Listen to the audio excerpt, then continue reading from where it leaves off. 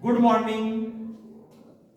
Today our topic is the fundamental unit of life.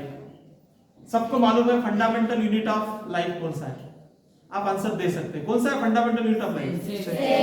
Cell is the fundamental unit of life. तो cell के बारे में हमने कल इंट्रोडक्टरी पार्ट देखा है. What actually the cell, correct? Cell क्या है, प्लांट सेल क्या है, एनिमल सेल क्या है, कल देखा ना हमने. तो आज हम देखने वाले हैं सेल का एक महत्वपूर्ण पार्ट जिसका नाम है प्लाज्मा मेम्ब्रेन. ये प्लाज्मा मेम्ब्रेन की क्या खासियत है सेल में? सेल में प्लाज्मा मेम्ब्रेन की क्या खासियत है ये हम देखने वाले हैं. तो प्लाज्मा मेम्ब्रेन क्या रहता है? This is the outer covering of the animal cell. Animal cell की बाउंड्री रहती है plasma membrane. All of you getting? यानी हम स्कूल का जैसा कंपाउंड वॉल रहता है ना, वैसा ये सेल का कंपाउंड वॉल है ना, उसको प्रोटेक्ट करता है. कौन? Plasma membrane. और प्लाज्मा मेम्ब्रेन का काम क्या है? वो बाहर की चीजें है, सेल के बाहर की चीजें वो सेल के अंदर आती है और सेल के अंदर की चीजें बाहर जाती है. जो जरूरी है वही सेलेक्टिवली परमिएबल. जैसे स्कूल के गेट पे जो पेरेंट्स आए तो छोड़ देंगे, दूसरे कोई आए तो छोड़ेंगे क्या? नहीं. वैसे सेलेक्टिवली परमिएबल जो चीजें सेल के लिए जरूरी है, सेल के खाने के लिए, पीने के लिए जरूरी है, वही सेलेक्ट करके प्लाज्मा मेम्ब्रेन अंदर भेजता है. और जो अनवांटेड थिंग्स क्या करता है, सेल के जो जरूरी नहीं वो सेल के कहां भेजता है? बाहर भेजता है. ये प्लाज्मा मेम्ब्रेन का फंक्शन है. ये बाउंड्री ऑफ द सेल है. और उसको सेलेक्टिवली परमिएबल मेम्ब्रेन क्यों कहा है प्लाज्मा मेम्ब्रेन को? क्योंकि only selected things, only required things taken inside the cell and unwanted things given out of the cell. सबको समझ में आया? और अब कौन सी चीजें हैं जो सेल को जरूरी है, जो प्लाज्मा मेम्ब्रेन के जरिए अंदर आती है? लिक्विड फॉर्म में कौन सी रहती है, गैसेस फॉर्म में कौन सी रहती है? आपको मालूम है हमें जिंदा रहने के लिए कौन सा गैस जरूरी है? ऑक्सीजन. और गिवन आउट कौन सा करते हैं? Carbon dioxide. तो यही सेल तक पहुंचता है, हमारे मालूम है ना. तो वो सेल में जो एंट्री होता है ऑक्सीजन का, या सेल में बना हुआ जो कार्बन डाइऑक्साइड बाहर जाता है, तो किसके जरिए जाता है? प्लाज्मा मेम्ब्रेन के जरिए जाता है. इसको छोटे छोटे होल्स रहते हैं, छोटे छोटे एकदम माइक्रोस्कोपिक. ये तो हम कंपाउंड माइक्रोस्कोप से भी नहीं देख सकते, इलेक्ट्रॉन माइक्रोस्कोप के अंदर इसको देख सकते हैं. तो all of you getting this? O2 और CO2 का जो एक्सचेंज होता है सेल के अंदर, कौन करता है? Plasma membrane. तो ये जो प्रोसेस होता है ना, O2 अंदर आना, CO2 बाहर जाना, उसको बायोलॉजी में क्या कहते हैं? बायोकेमिस्ट्री डिफ्यूजन कहते हैं उसको. और यही पानी के बारे में, सेल को पानी भी लगता है, हमारे बॉडी को भी पानी लगता है. तो पानी कहां तक जाता है? वो सेल तक जाता है, हमारे से बॉडी के हर सेल तक जाता है. तो सेल में पानी कहां से जाता है? प्लाज्मा मेम्ब्रेन से जाता है. All of you getting? और बाहर भी कैसे, किससे आता है ज्यादा पानी? प्लाज्मा मेम्ब्रेन से. तो इसको क्या कहते हैं, इस प्रोसेस को? डिफ्यूजन कहेंगे कि ऑस्मोसिस कहेंगे? ऑस्मोसिस. एग्जाम के लिए ध्यान में रखो, बच्चे कंफ्यूज करते हैं. डिफ्यूजन यानी गैसेस रिलेटेड है, गैसेस का एक्सचेंज है. और वाटर का एक्सचेंज को क्या कहेंगे? ऑस्मोसिस. और ये भी डेफिनेशन पूछते हैं, व्हाट इज डिफ्यूजन और what is osmosis. Nearby same definition है. तो डिफ्यूजन में क्या होता है? Higher concentration to lower concentration gases का जो ट्रांसफर होता है उसको क्या कहते हैं? डिफ्यूजन. और higher concentration to lower concentration water का जो ट्रांसपोर्ट होता है उसको क्या कहेंगे? ऑस्मोसिस.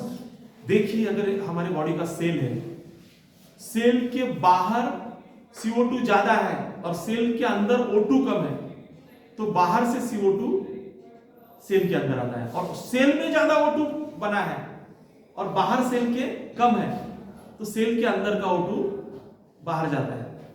तो कैसा ट्रांसफर होता है? ज्यादा जहां ज्यादा पानी है वहां से कम पानी की तरफ ट्रांसफर होगा, और ज्यादा गैस O2 जहां ज्यादा है वहां से कम की तरफ ट्रांसफर होगा. All of you getting? अरे सेल में ज्यादा O2 है तो सेल में ही O2 ज्यादा रहेगा कि बाहर जाएगा? बाहर जाएगा. सेल में कम पानी है तो सेल का पानी बाहर जाएगा कि बाहर से अंदर आएगा? हाँ. तो यही जो प्रोसेस है इसको ऑस्मोसिस और डिफ्यूजन है. तो ये कैसे होता है? हायर कॉन्सेंट्रेशन टू लोअर का lower to higher, higher concentration to lower concentration. अभी आप क्लास में बैठे, मैं सेल पढ़ा रहा हूं आपको, तो सेल की जानकारी ज्यादा आपको या मुझे है? आपको. हाँ. तो ये जो नॉलेज जो ट्रांसफर हो रहा है higher concentration to lower concentration, किससे ट्रांसफर हो रहा है? टीचर टू स्टूडेंट का, स्टूडेंट टू टीचर। समझ में आया अभी? हाँ, ऐसे एग्जांपल दिए तो बच्चों को समझ में आता है। अभी देखिए इधर, एक्चुअली ये एक्टिविटी रहता है, इतने एक्टिविटी पॉसिबल नहीं रहते हैं।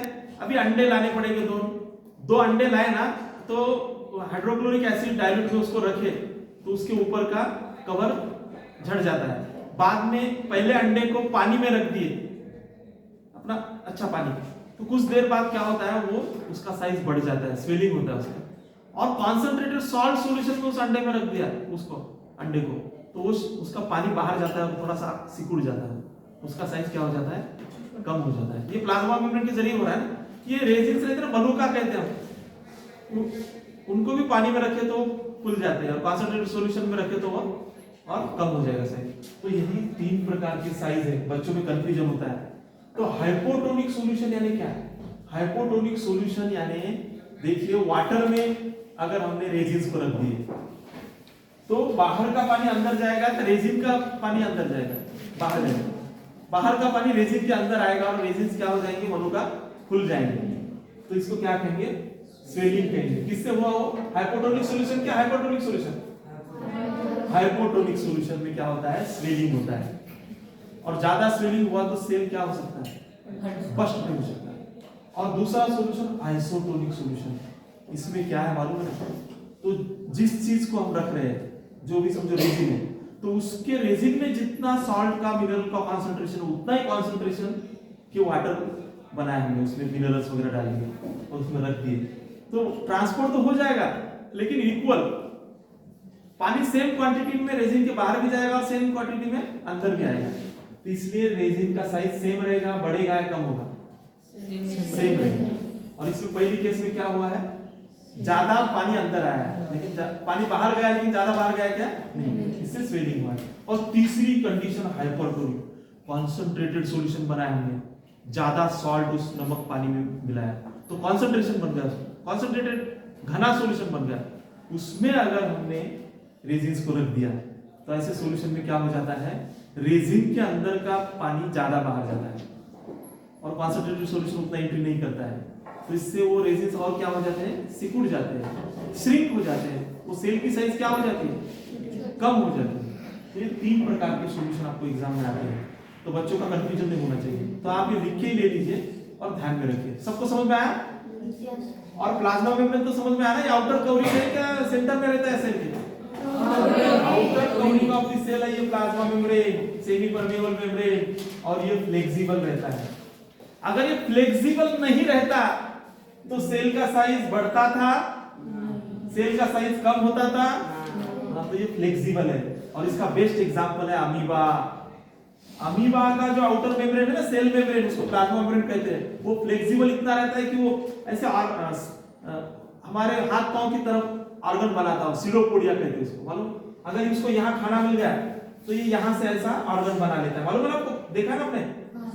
यहाँ से ऐसा, और फिर बाद में वो उसको ऐसे हम मीठी क्या बोलते हैं उसको, किसी को मिलते हैं उस प्रकार से वो ऐसे जुड़ जाता है, खाना अंदर आ जाता है। देखिए अमीबा में जो ये प्रोसेस होती है ना खाना लेने की, इनसाइड फूड लेता है, इसको एंडोसाइटोसिस कहेंगे क्या एक्सोसाइटोसिस? खाना लेता है वो इनसाइड द बॉडी, एंडोसाइटोसिस किसके जरिए होता है अमीबा में? क्या रहता है, प्लाज्मा मेम्ब्रेन से ही वो हाथ पैर बनाता है। हाथ पैर नहीं कहते उसको, सीडोपोडिया कहते हैं। आपको अंडरस्टैंड होने के लिए हमें ऐसा बोलना पड़ता है, लेकिन समझ में आता है ना अच्छी तरह से? All of you got this? अभी हम देखते हैं हमने आज क्या देखा है। Which topic we have seen today? Plasma membrane देखा है, और प्लाज्मा मेम्ब्रेन का फंक्शन क्या है? जरूरी चीजों को अंदर लेना और जो जरूरी नहीं बाहर भेजना। सेलेक्टिवली परमेएबल है ये, कैसा है? Selectively permeable. कौन सी चीजें अंदर लेता है बाहर छोड़ता है? O2, CO2, H2। और अगर माहौल चेंज हो गया तो उसके हिसाब से प्लाज्मा मेम्ब्रेन का भी सेल की साइज को कम ज्यादा करता है कि नहीं? माहौल यानी कैसा सॉल्यूशन है? अगर सेल को हाइपोटोनिक सॉल्यूशन में रख दिया तो स्वेल होता है, स्वेलिंग होता है सेल का प्लाज्मा मेम्ब्रेन से, और सेल को आइसोटोनिक सॉल्यूशन में रखा तो सेल का साइज सेम रहता है। हाइपरटोनिक सॉल्यूशन में रखा तो श्रिंक हो जाता है, सिकुड़ जाता है, कम हो जाता है साइज उसका। और प्लाज्मा मेम्ब्रेन कैसा है, फ्लेक्सिबल या नॉन फ्लेक्सिबल? कम ज्यादा साइज उसका होता है, रबर की तरह फ्लेक्सिबल। रबर की तरह भी नहीं इतना बहुत ज्यादा, हम तो उसको बहुत जानते हैं उतना होता है क्या नहीं, लेकिन जस्ट फॉर एग्जांपल। और ये किससे बना हुआ रहता है, लिपिड और प्रोटीन। इसमें क्या क्या रहते हैं प्लाज्मा मेम्ब्रेन में, लिपिड और प्रोटीन रहते हैं। और अमीबा भी जो फूड लेता है किसके जरिए लेता है, प्लाज्मा मेम्ब्रेन के जरिए। सूडोपोडिया किससे बनता है, प्लाज्मा मेम्ब्रेन से। और इस प्रोसेस को एंडोसाइटोसिस कहते हैं, क्या एक्सोसाइटोसिस? एंडोसाइटोसिस यानी फूड को इनसाइड लेना। All of you got? Thank you.